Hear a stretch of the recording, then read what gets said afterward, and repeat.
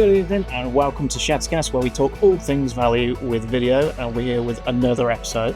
And today we're going to be talking about idea generation for your video content.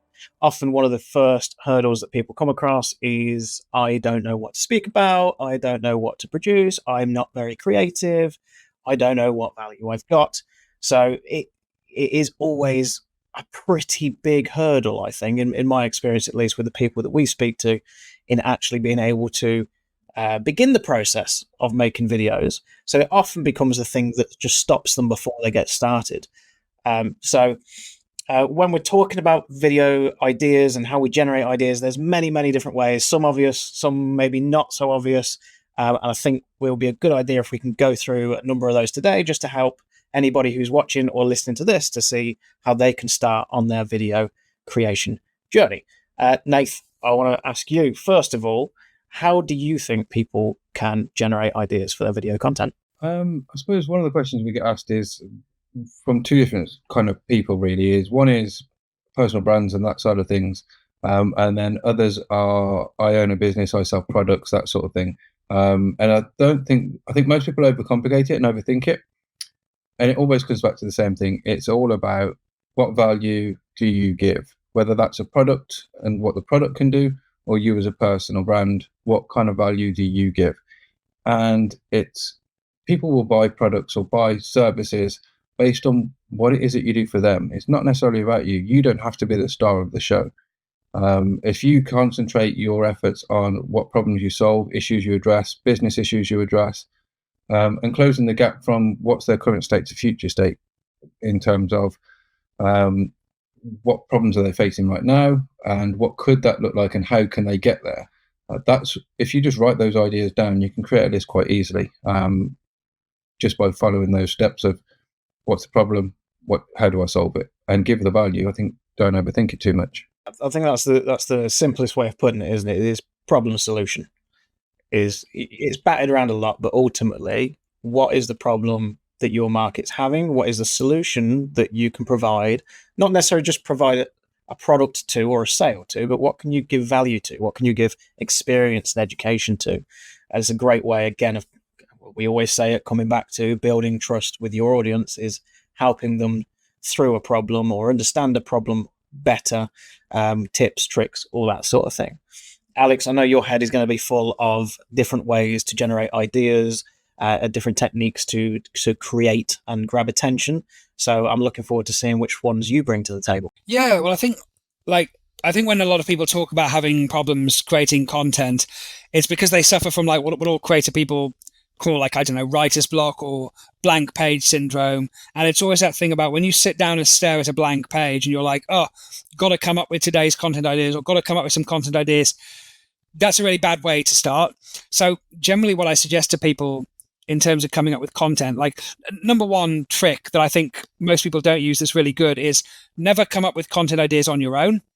Always do it as a team, as a group, like this, or have a time in your diary, whether it's once a week, once a month, which is content creation ideas. And everybody, the agenda is everybody comes with some ideas that they've got. What do you think will be cool, interesting, fun? What do our clients want? What do we, what messages do we want to get out there?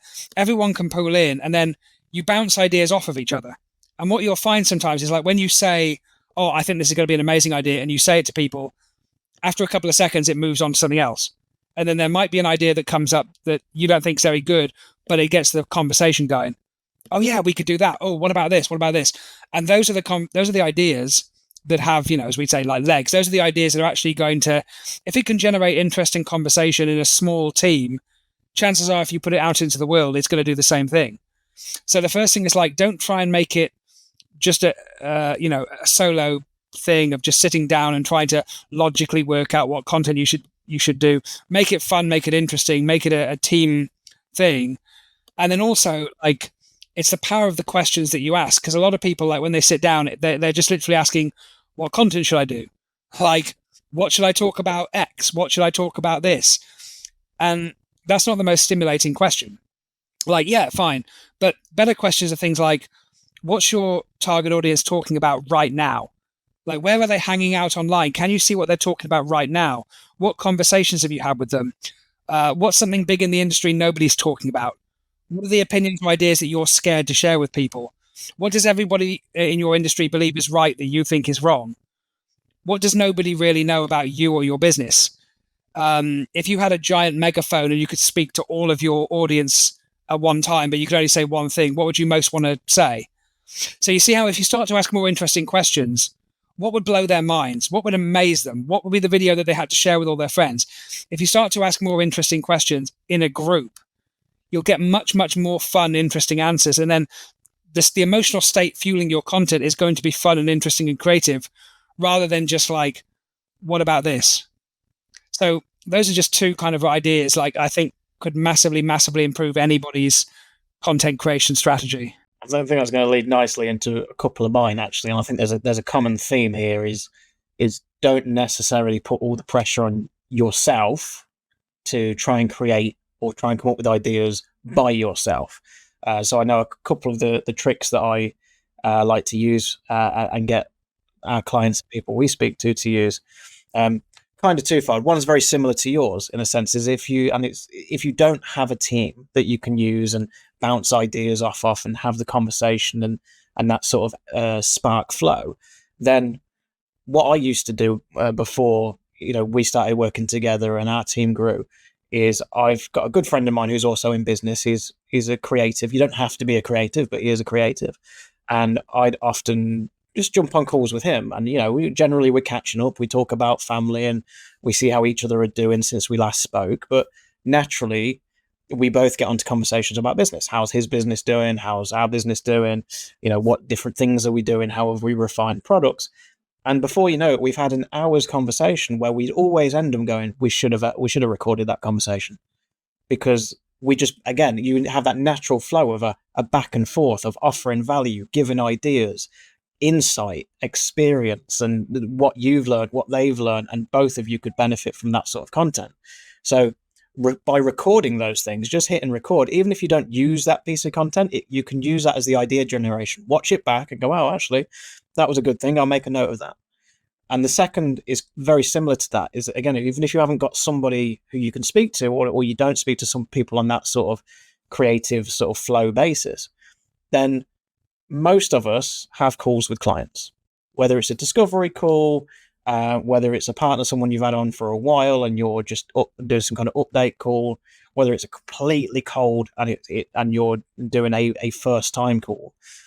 They're another great place for content, because you've got someone who's come to you with the problems that your market's going to have, because that's why they come to you. So they're going to feed you all the content ideas in that call. And naturally, again, it comes down to that thing. It's the curse of knowledge. You don't know what you don't know. We don't naturally pay attention to that, because we just assume everybody else knows a lot of the stuff that we know. Whereas in reality, they don't. That is how I discovered what I do. I had a friend who was a business coach years and years ago. He was a very analytical thinker. He was a very, very deep thinker when it came to coaching. And we'd catch up every time we'd do a shoot. He lives down in Essex, so it's a couple hours drive down to there. We'd set up in the morning, have a cup of coffee, have a catch up. How's the family? How's the wife and kids? All that sort of thing. And I remember one time I was talking about the updates to the business that I'd done and the products and, the things I was looking to implement, or the ideas, because I'd bounce ideas off him as well and see where his head was at and what he thought about it. And I remember he just stared at me and this little grin came across his face. And I was like, I know that look. What have I done? Because you're analysing me now and you're really sort of paying attention to what I'm saying. What have I done? And he's like, why don't you talk about this? I'm like, talk about what? He's like, everything you just spoke about, which at the time I didn't know it, but it was Shatter content. And he's like, why don't you talk about that online? He's like, because that's gold. That's really, really helpful for someone like me. I was like, oh, because everybody does things in similar ways and stuff like this. So no, they don't. But I was suffering from the curse of knowledge. So that was where the penny dropped for me in terms of actually becoming what I like to call self-aware and content aware. So any conversations you have in the day-to-day, and it's helpful if it's on Zoom or something because you can hit record, but any of those sort of conversations that you're having, try and be aware of not just what they're saying, and obviously you're going to listen to them and give them your attention, but be aware of what you're saying. What questions are you answering and how are you answering them? What value and education are you giving them? what stories are you throwing back to as case studies so that you can refer to them to help this person, because then you can refer to them in content in exactly the same way. Nath, any other ways that you feel that you can help generate new ideas when it comes to, especially if you hit a bit of a stumbling block? Yeah, I think what Alex has mentioned a minute ago as well is around not doing it by yourself. I use something called a pick chart when I'm helping clients with their sales and things like that. And basically, it's just a way of you communicating. Okay, so what problems do we actually come across on a day-to-day basis? It's really great with sales teams because they're on the front line and they want to be having conversations with clients all the time, trying to sell whatever the products are that they're selling on, and they're problem solvers at the end of the day. And effectively, you just go around a table and you keep writing as many down as you can. What problems do we solve? What problems do we solve? And that's the constant question throughout the exercise. And it just gets people thinking of what are the options that we've got. It's like a coaching session. When you're coaching somebody, you want them to come up with as many solutions as possible. Well, in this case, you're looking at how many problems do we actually solve.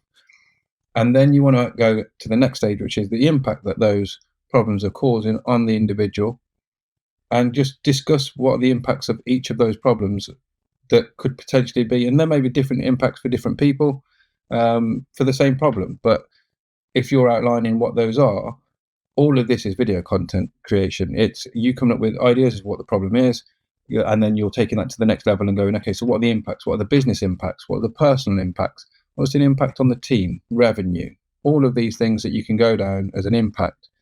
And then you go, how do I solve it? Because if you're really a salesperson, your job is to solve problems for people. It's no longer the days of just, it's a numbers game. It's no longer a numbers game. It is a solutions-based selling is the way forward. And there are still cowboys out there that it's just a peddling products.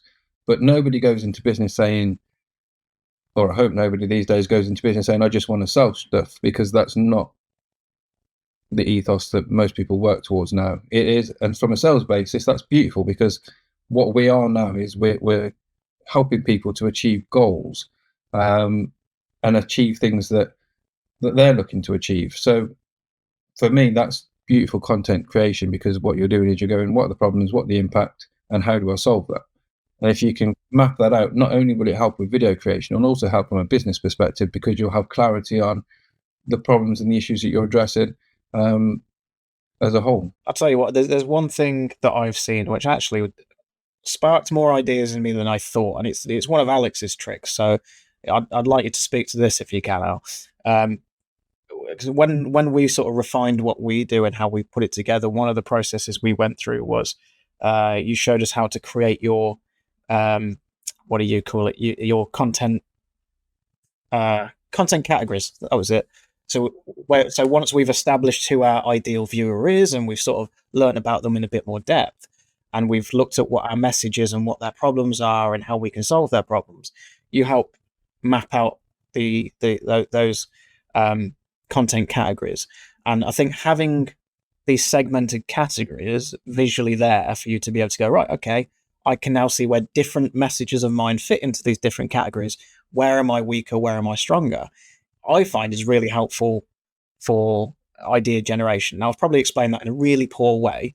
So if you can, Al, talk to me a bit on that. Well, it makes sense. No, I think it's once again, it's defeating the blank page syndrome, where you actually have a framework or you have a thing that you use.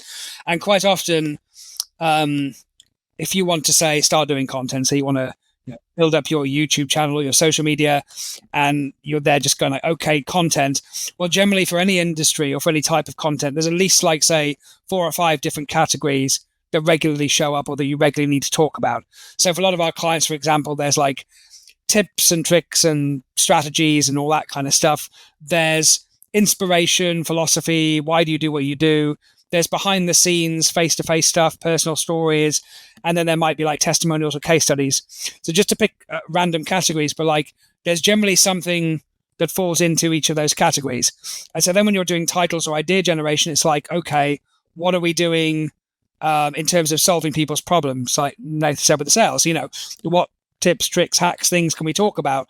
How are we inspiring and motivating people? How are we saying, hey, you guys have dreams and aspirations, and hey, I believe in those too. How do you inspire people? How do you show people who you are, who your team are? Like, we're working with a client at the moment that wants to put a spotlight on their team as opposed to their product. It's like, hey, what makes the product great is the team.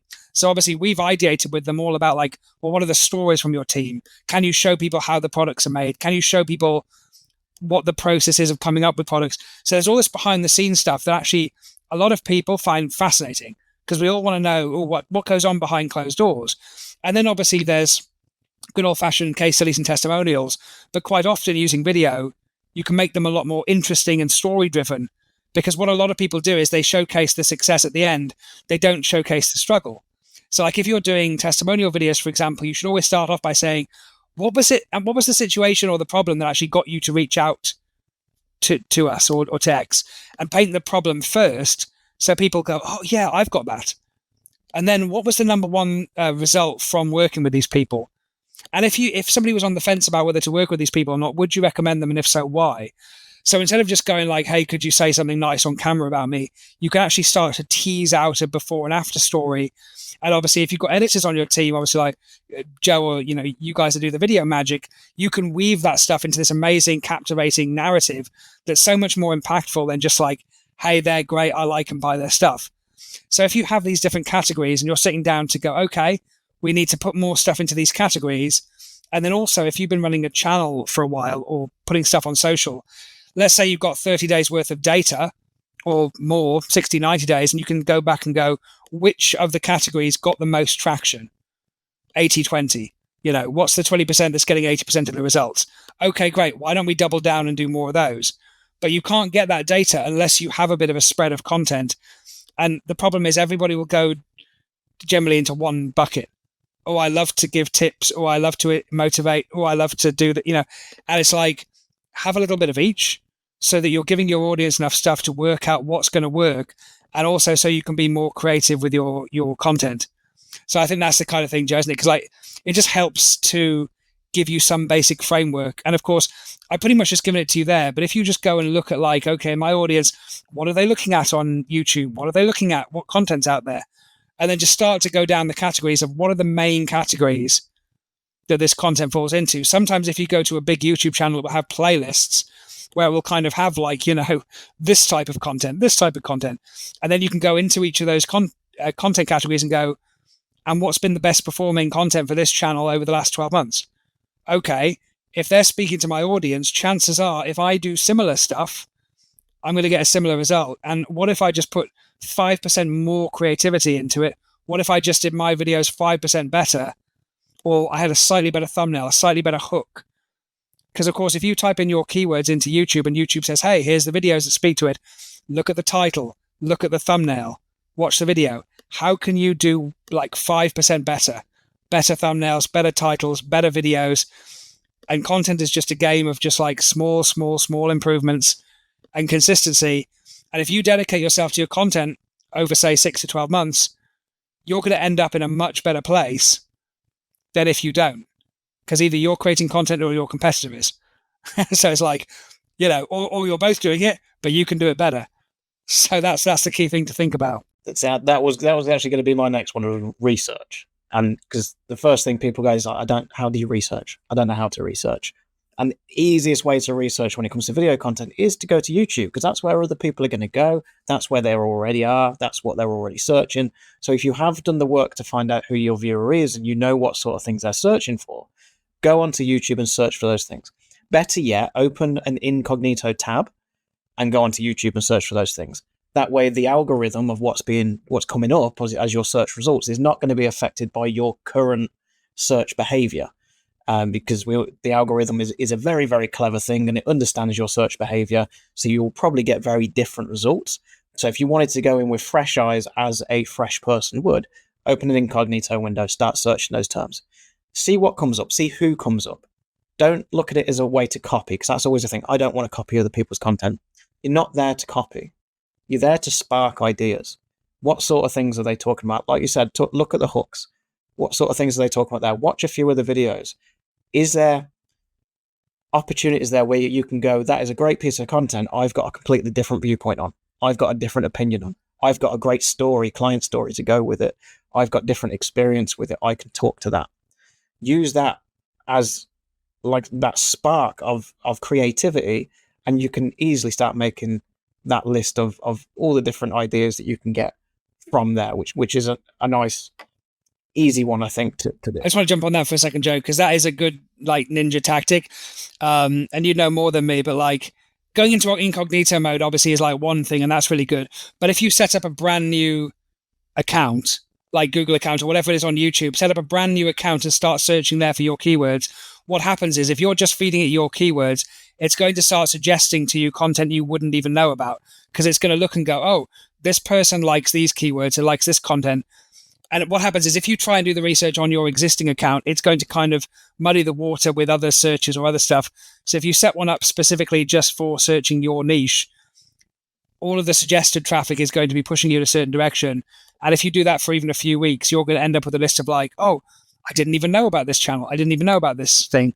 So that's a great way of doing it. Because like when I've done that for our clients or for the people, like it opens up so many. You always think that you know your industry or you know your niche online, but if you do something like that, some research, you suddenly go, oh, I haven't even scratched the surface yet. There's all this other stuff. We've got a great example of that. Is a good few months ago, we had a client come on board, and one of his things he said was that there's no one online doing what I do. And I was like, there's more than likely someone online doing what you do. Have you tried searching? No, I just know that there's no one there. So I said, okay, let's do a little experiment. So I shared my screen with him, and we opened up YouTube. And I said, right, what would some of your market be searching? And we did one search, and immediately so many videos came up from so many creators with millions of views, millions of subscribers. And so the good thing is it showed that there is a need for his expertise. So that was the benefit from it. But it also gave us a good research point in that we actually went on a few of the videos and we went on a few of the channels, and we did exactly what I said. We went, okay, wicked. So we've got some ideas here. Can you talk to this? Can you talk to that? The other interesting thing is, especially for us being in the UK, a lot of the creators are actually American. So odds are we're going to have a different perspective, because I think that's just culturally we're a bit different with a lot of things.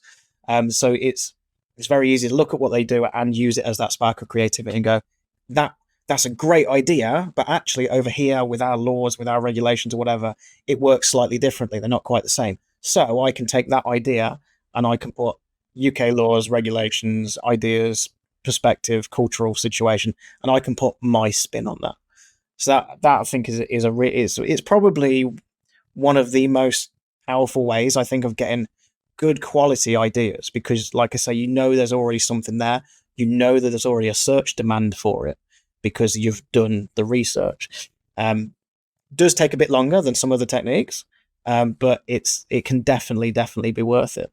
And I love something that you spoke to a minute ago, which was the case studies. And a little bit off topic, but I'll say it anyway. One of the questions I often get when we're coming up to create different types of content is, what's the difference between a testimonial and a case study?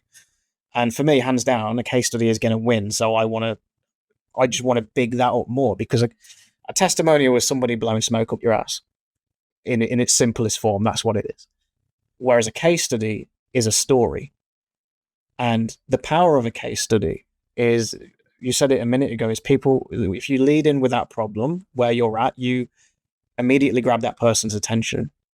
But then what you do is you take them on the journey that they could have, and you show them the result that they want. And that is so much more powerful than somebody jumping on and going, yeah, Joe's really good at making videos. Rather than someone coming in and going, I had a problem, business was plateaued, wasn't really performing well online, couldn't really get consistency going, really struggled to have enough content or enough valuable content, or to know how to put my expertise across.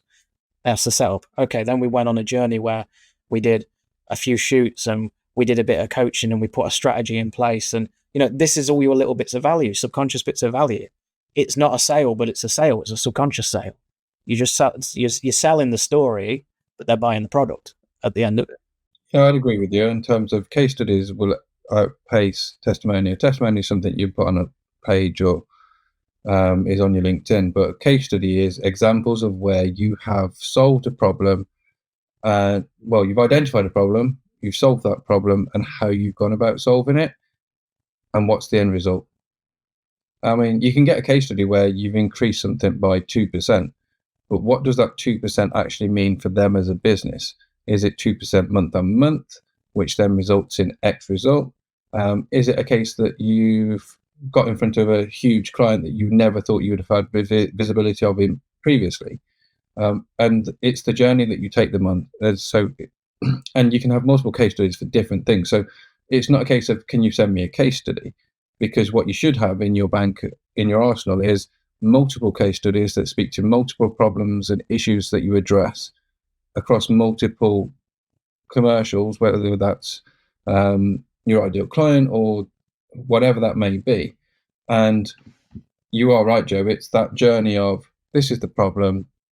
So I suppose an example of it is it the star thing when you're going through an interview and they say, "Oh, tell them the situation, and relate to it and create a story." And a testimonial should be built in exactly the same way. It's, what's the problem?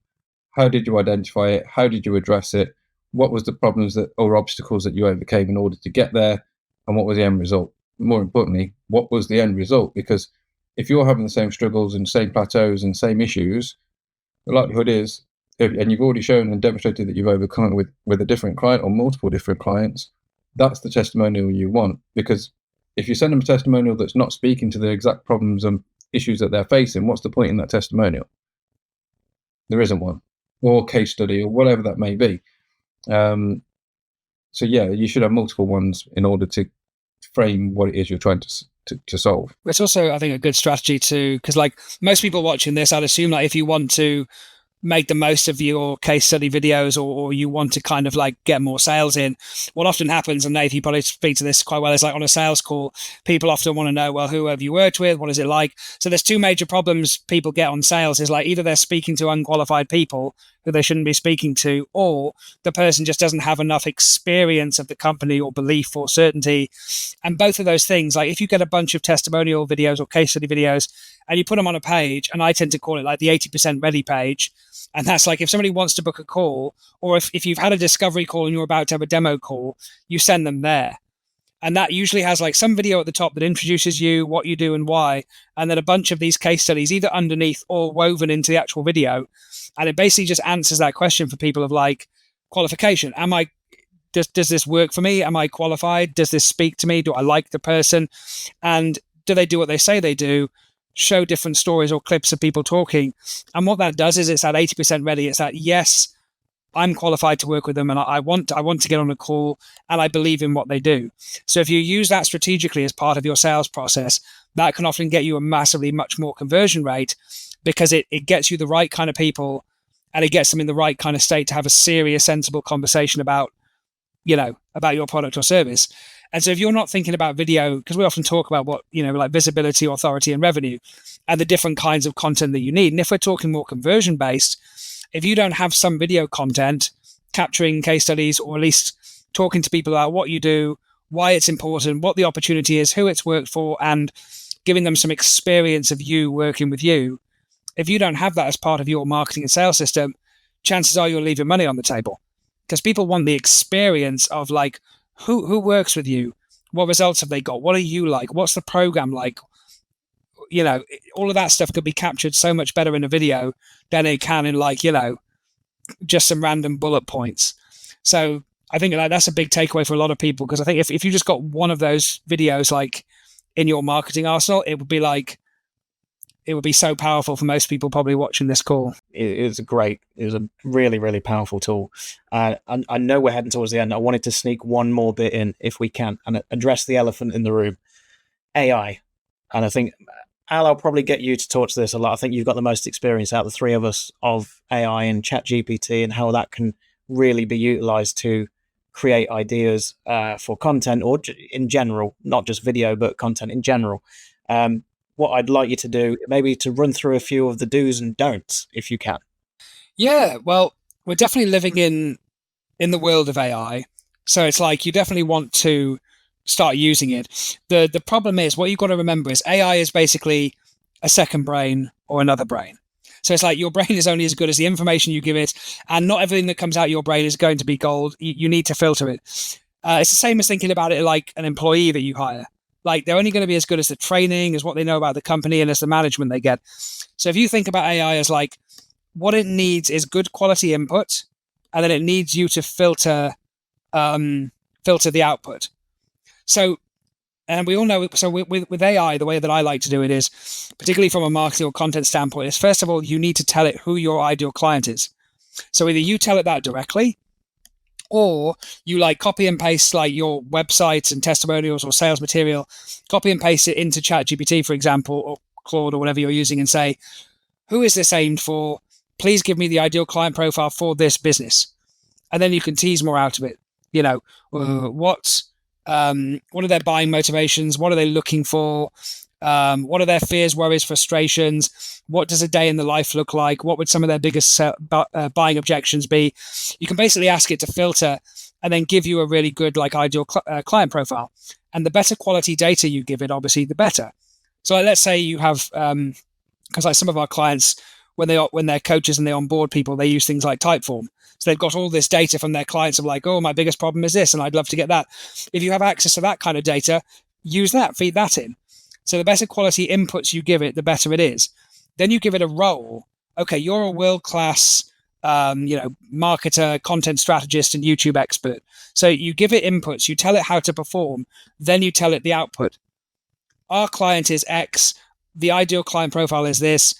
And then it's just like, you can then start to hone it down to like, what kind of titles, what kind of content is going to be most attractive for this client. Because you see instantly, the thing is like, if you just type into ChatGPT, what video should I do? What video should I do for this business? You're going to get a load of generic, like, it's probably going to be good, but it's going to be very generic. So if you filter it down to very specific data, what are the keywords I should be targeting? Who are my competitors? What can you make this title more emotive? Can you make this title speak more to these keywords? So if you keep filtering it, so it's the input of the data, it's the prompt, and then it's keep filtering it. Can you make this title shorter, longer, more emotional, more persuasive? Can you give me 10 compelling variations that would make somebody want to click? Like, you can give it that kind of of information. And so if you just take away those little bits, you can use AI for so many things, but those are the mistakes most people make, is they don't filter it. They don't, keep refining it. Refine it. It's all in the refining. So what we're saying is, in its simplest form, then, treat ChatGPT like a junior member of the team. You have to train them before they can give you a good quality output. And that can include video ideas. It can include helping you with your content categories. It can include scripting, posting. The bit I'd add on to that is, don't just copy and paste what it gives you.